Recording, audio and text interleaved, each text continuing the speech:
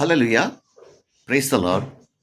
Therefore, as you received Christ Jesus the Lord, so walk in him, rooted and built up in him, and established in the faith, just as you were taught, abounding in thanksgiving. Colossians chapter 2, verse 6 and 7. God bless his word.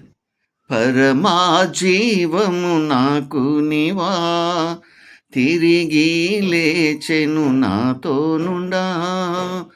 పరమా జీవము నాకు నీవా, తిరిగి లేచెను నాతో నుండా. నిరంతరము నన్ను నడిపించును, మరల వచ్చి యేసుకొని పోవును. నిరంతరము నన్ను నడిపించును, మరల వచ్చి యేసుకొని పోవును. యేసు చాలును చాలును, యేసు చాలును చాలును.